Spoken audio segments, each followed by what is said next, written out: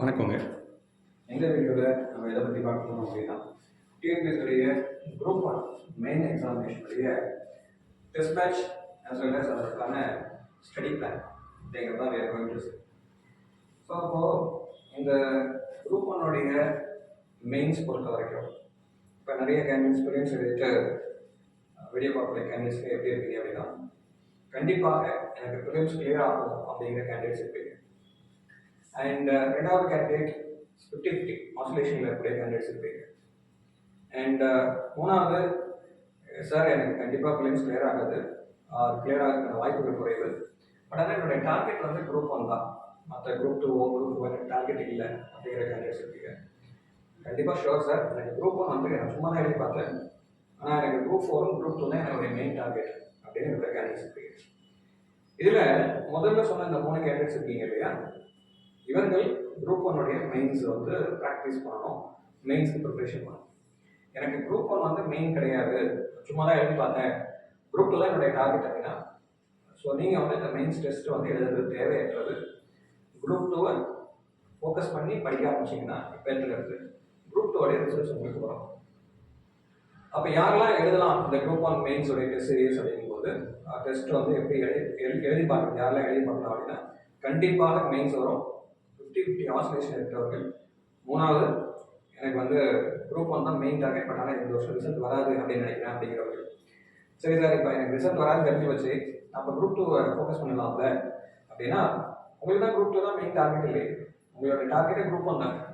அதனால தான் சொல்கிறேன் மெயின்ஸ் ப்ரிப்பரேஷன் பண்ணணும். சரி சார், இருந்தால் அப்போ குரூப் டூ நான் எழுத வேணாமா? குரூப் டூ எழுதுங்க சார். எப்படி சார் குரூப் டூ குரூப் ஒனுக்கும் படிச்சுக்கிட்டு எப்படி சார் நான் குரூப் டூக்கு எழுதுறது அப்படின்னா, சிம்பிளுங்க. நீங்கள் குரூப் ஒன்னுடைய கொஸ்டின் எங்கேருந்து கேட்டாங்கன்னு பாருங்க, எல்லாமே ஸ்கூல் புக் பேஸ் பண்ணி தான். அதுலேயும் எந்த ஸ்டாண்டர்ட்லேருந்து கேள்வி கேட்டாங்கன்னு பாருங்க, 8th standard, 9th standard, 10th standard, இந்த 3 ஸ்டாண்டர்டில் இருக்கக்கூடிய பாலிட்டி, எக்கனாமிக், ஜியாகிரபி, ஹிஸ்ட்ரி, இந்த ஏரியாஸ்ல தான் கொஸ்டின்ஸ் கேட்டாங்க. அப்போ பெரும்பாலான கொஸ்டின்ஸ் நான் சொல்கிறேன், ஒரு 150 கொஸ்டின்ஸ் வரைக்கும். அப்போ 11th 12th கொஸ்டின்ஸ் வந்து உங்களுக்கு ரொம்ப கம்மியான லெவல் தான் இருந்தது, 11th 12th ஸ்டாண்டர்ட் லெவலில். அப்போது குரூப் ஒன்கே 11th 12th போல, 11th 12th ஸ்டாண்டர்ட்லாம் போல அப்படின்னா, அப்போ 8th 9th 10th லெவலில் தான் அப்போ எந்த எக்ஸாம்ஸ்க்கும் கேட்பாங்க, குரூப் டூ எக்ஸாம்ஸ்க்கும் கேட்பதற்கு வாய்ப்புகள் உண்டு. அப்போது இந்த நான் டெஸ்ட்டை எழுதுறதுல குரூப் ஒன் மெயின்ஸுக்கு இந்த டெஸ்ட் எழுதுறதுனால குரூப் டூ என்னால் ப்ரிலிம்ஸ் கிளியர் பண்ண முடியுமா அப்படின்னா, எதில் கொஸ்டின் கேட்குறாங்க, புக்கில் தான் கேட்குறாங்க. அப்போ அந்த புக்கை நீங்கள் மெயின்ஸ் லெவலில் ப்ரிப்பரேஷன் பண்ணி டெஸ்ட் எழுதுறீங்கன்னா உங்களுக்கு ப்ரிலிம்ஸ் கிளியர் ஆகணும் அப்படின்னா கண்டிப்பாக கிளியர் ஆகும். நீங்கள் மெயின்ஸ் லெவலில் ப்ரிப்பரேஷன் பண்ணாமல் உங்களுக்கு ப்ரிலிம்ஸ் கிளியர் ஆக வாய்ப்பு இருக்கான்னா வாய்ப்புகள் இல்லை.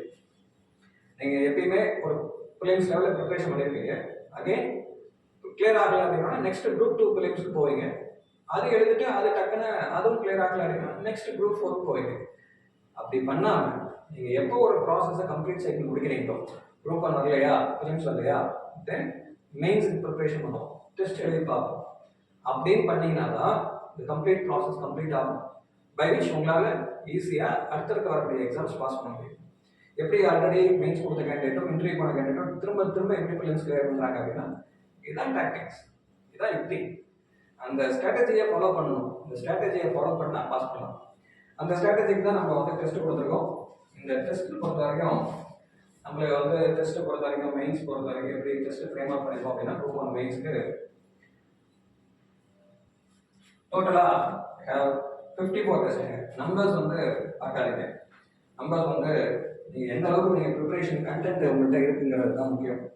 அண்ட் அந்த டெஸ்ட் எழுதுறது நம்ம எஃபெக்டிவாக எழுதுறோமா, அது இந்த டெஸ்ட்னால நம்ம படிக்கிறோமா, இந்த டெஸ்ட்னால நம்ம சிலபஸை கவர் பண்ணுறோமா, ஸ்கூல் புக்கை கவர் பண்ணுறோமாங்கிறது தான் முக்கியம். இதில் அதுக்கான ஜஸ்டிஃபிகேஷன் கொடுத்துருக்கேன், ரைட். இந்த டெஸ்ட் எதை பேஸ் பண்ணி அப்படின்னா, school book and syllabus base பண்ண டெஸ்ட் சீரிஸ்க்கு. ஸோ இந்த ஸ்கூல் புக் பேஸ் பண்ண டெஸ்ட்டில் எத்தனை டெஸ்ட் அப்படின்னா 27 டெஸ்ட் வருதுங்க. அண்ட் யூனிட் வைஸ் டெஸ்ட் அப்படிங்கிறது 9 டெஸ்ட் வருதுங்க. Current affairs, Tamil eligibility test அப்படிங்கிறது, ஸோ டோட்டலி 54 டெஸ்ட். சார், நான் இப்போ அந்த ஸ்கூல் புக் பேஸ்டு டெஸ்ட்டில் 27 டெஸ்ட் கொடுத்துருக்கீங்களே, அந்த 27 டெஸ்ட்டில் 14 டெஸ்ட் வந்து என்ன அப்படின்னா, உங்களுக்கு 8th 9th 10th பேஸ் பண்ணி அதில் இருக்கக்கூடிய சிவிக்ஸ், அதில் இருக்கக்கூடிய எக்கனாமிக்ஸ் 5 and 6ங்கிறது, ஸோ 7, 8, 9, 10, 11 ஜியாகிரஃபி, 12, 13, 14 ஹிஸ்ட்ரி. 14 டெஸ்ட் எழுதுறது மூலமா நீங்க எதை கவர் பண்ணுவீங்க அப்படின்னா 8th, 9th, 10th இருக்கக்கூடிய பாலிட்டி, எக்கனாமி, ஜியாகிரஃபி, ஹிஸ்ட்ரியை கவர் பண்ணுறீங்க. இப்போ 14 டெஸ்ட் எழுதுறது மூலமா ஸ்கூல் புக்கில் இருக்கக்கூடிய 8th சோஷியல் சயின்ஸ் புக் அத்தனையும் கவர் பண்ணிருக்கீங்க. இந்த 14 டெஸ்ட் நீங்கள் வாரத்துக்கு 2 டெஸ்ட் எழுதுனீங்கன்னா எத்தனை வாரங்கள்? ஒரு வாரத்துக்கு 2 டெஸ்ட். ஸோ 4 வாரம் 8 டெஸ்ட் எழுத முடியும். அப்போ 2 மந்த்ஸ் 2 மந்த்ஸ்க்குள்ள உங்களால் எவ்வளோ டெஸ்ட் எழுத முடியும் அப்படின்னா அந்த 14 டெஸ்ட் கம்ப்ளீட் பண்ண முடியும். அப்போ 2 மந்த்ஸ்க்குள்ள உங்களால் ஸ்கூல் புக்கில் 8th ஸ்டாண்டர்ட் புக்கில் இருக்க polity, economy, geography, history cover பண்ண முடியும். அதுக்கடுத்து டெஸ்ட் நம்பர் 15 இருந்து டெஸ்ட் நம்பர் 27 வரைக்கும் இன்க்ளூடிங் எத்திக்ஸ்னு சேர்த்துக்கோங்க. +1 +2 political science, +1 +2 economy, +1 +2 geography, +1 +2 history, அதாவது சேர்த்து எத்திக்ஸ். ஸோ அப்போ டெஸ்ட் நம்பர் 15 இருந்து டெஸ்ட் நம்பர் 30 அரௌண்ட் டோட்டலி எத்தனை டெஸ்ட் அப்படின்னா 15 டெஸ்ட் வச்சுக்கோங்க. ரைட்டா? அதில் இருக்கக்கூடிய கரண்ட் அஃபேர்ஸ் டெஸ்ட்லாம் விட்டுருங்க. 15 டெஸ்ட் அப்படின்னு வச்சுக்கோங்க. இதில் 16 டெஸ்ட்னே வச்சுக்கோங்களேன். ஸோ 2 டெஸ்ட் எத்தனை வீக்குள்ள முடியும்? 8 வீக்ஸ், 2 மந்த்ஸ். அப்போ 2 மந்த்ஸ் அப்படின்னா ஜூலையில் ஸ்டார்ட் பண்ணீங்கன்னா ஜூலை ஆகஸ்ட்ல can cover 8th standard, that is 8th, 9th, 10th school books cover பண்ணலாம்.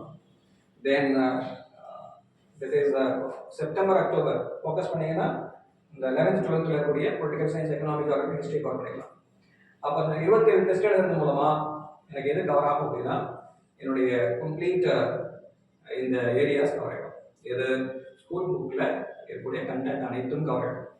இப்போ எனக்கு மெயின்ஸ் லெவலில் இப்போ டிஎன்பிஎஸ்சி அதுக்கு ஒரு கொஸ்டின் எடுத்துட்டு ப்ரீவியஸ் கொஸ்டின் எடுத்துக்கிட்டு அதை வச்சுட்டு இப்போ நான் எழுத போகிறேன், கொஸ்டின் எழுத போகிறேன் அப்படின்னு எழுதுனீங்கன்னு வச்சுக்கோங்க, அதுக்கான ஆன்சர் வராது. ஏன்னா நீங்கள் பிலிம்ஸ் லெவலில் தான் படிச்சிருக்கீங்க அப்படின்னா உங்களுக்கு கண்டென்ட் இருக்காது. அந்த கண்டென்ட் கொடுக்கறதுக்கான டெஸ்ட் தான் இந்த டெஸ்ட் உங்களுக்கு நாங்கள் கொடுத்துருக்கு. இந்த 27 டெஸ்ட் எழுதுறது மூலமாக உங்களுக்கு கண்டென்ட் கிடைக்கும். ஆஃப்டர் தட் அதுக்கப்புறமா டெஸ்ட் நம்பர் 32 இருந்து டெஸ்ட் நம்பர் 40 வரைக்கும் உள்ள டெஸ்ட் வந்து சிலபஸை பேஸ் பண்ண டெஸ்ட். மொத்தம் நம்மளுக்கு 4 பேப்பர். தமிழ் எலிஜிபிலிட்டி டெஸ்ட் தனி டெஸ்ட்டுங்க. Paper 2, paper 3, paper 4 GS papers. ஒவ்வொரு பேப்பர்லேயும் 3 யூனிட் இருக்கு. ஒவ்வொரு யூனிட்டுக்கும் தனித்தனி டெஸ்ட் கொடுத்துருக்கோம். அப்போ இந்த மாதிரி இந்த ஏரியாஸ்க்கான கொஸ்டின் எங்கேயிருந்து எடுப்போம் அப்படின்னா ப்ரீவியஸ் கொஸ்டின் பேப்பர் பேஸ் பண்ணி as well as current affairs base பண்ணி. பைவேஸ் கரண்ட் அஃபேர்ஸ் கவர் ஆகுது, at the same time previous question பேப்பரும் கவர் ஆகுது. கண்டென்ட் எங்கே இருக்கும்? ஸ்கூல் புக் ஏற்கனவே நீங்கள் படிச்சுருக்கீங்க. ஸோ 32லேருந்து 40 வரைக்கும் உள்ள டெஸ்ட் இதுதான். தென் 41க்கு அப்புறம் உள்ள டெஸ்ட்லாம் வந்து என்ன அப்படின்னா full test, model exams, paper wise full test and model exam. So அப்போ இந்த டெஸ்ட் எழுதுறது மூலமா உங்களுக்கு நவம்பர், டிசம்பர் ஒரு செகண்ட் வீக்குள்ள உங்களால் 54 டெஸ்ட்டை முடிக்க முடியும். அது மூலமா உங்களுடைய 8th, 9th, 10th புக்கை முடிக்க முடியும். 11th, 12th political science, economy, geography உங்களால் முடிக்க முடியும். வாரத்துக்கு 2 டெஸ்ட் தான் கொடுத்துருக்கோம். ஈச் டெஸ்ட் 250 மார்க்ஸ் அப்படிங்கிறத கொடுத்துருக்கோம். ஸோ இந்த டெஸ்ட்டில் யாரெல்லாம் அட்டன் பண்ணலாம் அப்படின்னா ஆன்லைன் மோட்லேயும் டெஸ்ட் உண்டு, ஆஃப்லைன்லேயும் டெஸ்ட் உண்டு. கிளாஸ் ரூம்லேயும் இங்கே வந்து நீங்கள் டெஸ்ட் எழுதலாம். That is online. வெளியூர்லேருந்து இருக்கீங்க அப்படின்னா கேன் போஸ்டல் மூலமாக உங்களுக்கு கொரியரில் போஸ்டல் கொரியரில் உங்களுக்கு கொஸ்டின் பேப்பர் கிடைச்சிடும். நீங்கள் எழுதி அனுப்பிச்சுட்டீங்க அப்படின்னா பேப்பர் கரெக்ஷன் பண்ணி அனுப்பிச்சுடுவோம். அண்ட் அதுக்கான டிஸ்கஷன்ஸும் என்னென்ன மாற்றணுங்கிறதோ அதில் உங்களுக்கு ஃபீட்பேக்ஸ் வந்து கொடுத்துருவோம். 1-to-1 டிஸ்கஷன்ஸ் இருக்கும். ஸோ இந்த டெஸ்ட் பேட்ச் நீங்கள் ஜாயின் பண்ணணும் அப்படின்னா மேலே இருக்கக்கூடிய நம்பர் கான்டாக்ட் பண்ணி யூ கேன் ஜாயின். ஸோ அப்போ இந்த டெஸ்ட் பேட்ச் நான் எழுதுறது மூலமாக ஒன்று குரூப் 1 மெயின்ஸுக்கு கண்டிப்பாக தாராளமாக போய் எக்ஸாமை நல்லாவே எழுத முடியும். இது வரைக்கும் நான் ப்ரிப்பரேஷன் பண்ணவே இல்லை ஒழுங்கா அப்படிங்கிறவர்கள் ஸ்கூல் புக்கையும் சிலபஸையும் கம்ப்ளீட்டாக முடிக்க முடியும். நீங்கள் குரூப் 1க்கு மெயின்ஸ் லெவலில் முடிச்சிங்க அப்படின்னா சிலபஸை ஈஸியாக குரூப் 2 மெயின்ஸ் உங்களுக்கு ஈஸியாக இருக்கும். குரூப் 2 ப்ரிலிம்ஸ் கிளியர் பண்ணுறது ஈஸியாக இருக்கும். சப்போஸ் இந்த டெஸ்ட் பேட்ச் வேணும் அப்படின்னா நீங்கள் இந்த நம்பர் கான்டாக்ட் பண்ணி யூ கேன் பர்ச்சேஸ்.